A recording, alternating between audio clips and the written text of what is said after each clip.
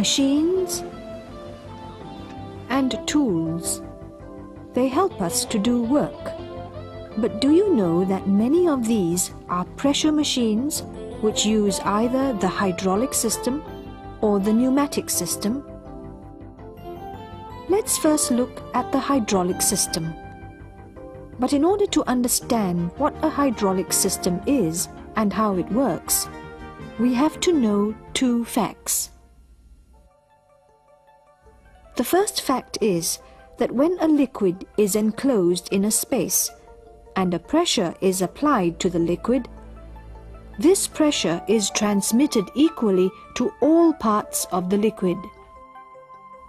This principle is illustrated using this pressure syringe.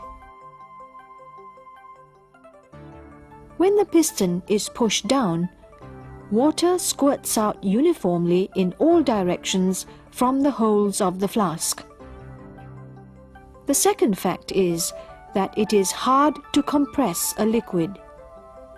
If you try to squash a volume of liquid, you still have that same volume however hard you try to compress it.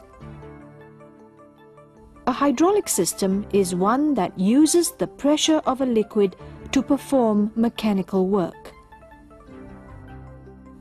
Let's look at this device.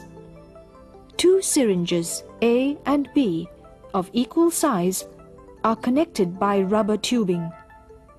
If pressure is exerted at syringe A, the same pressure will be transmitted over to syringe B. We also observe that the water from syringe A will move to syringe B, as shown by the upward movement of the piston in syringe B. This demonstrates the two facts which we have just discussed. That is, firstly, when a liquid is enclosed in a space and a pressure is applied to the liquid, this pressure is transmitted equally to all parts of the liquid. And secondly, liquid cannot be compressed. The hydraulic system makes use of these two facts.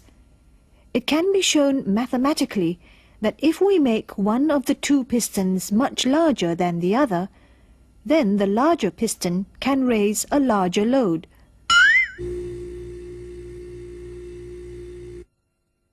The hydraulic system can therefore be considered as a force multiplier.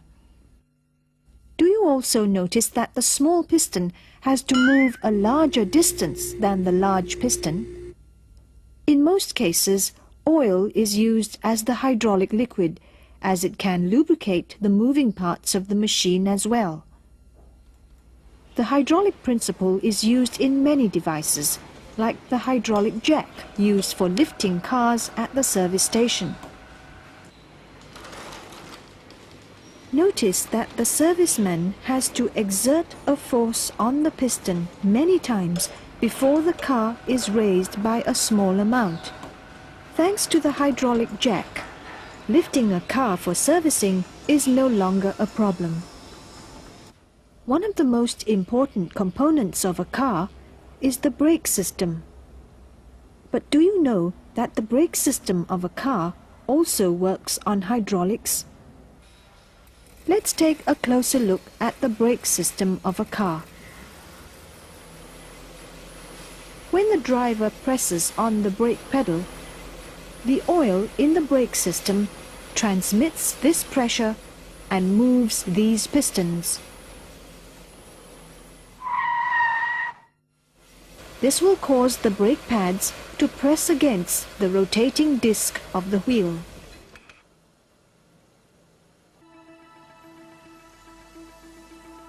Hydraulics is also used in many heavy machinery in the construction industry, like this loader.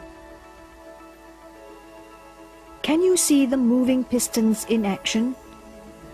Machines using the hydraulic system are capable of moving very heavy loads.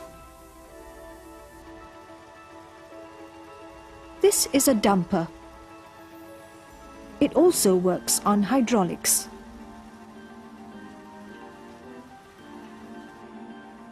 The excavator is another hydraulic machine commonly found at construction sites.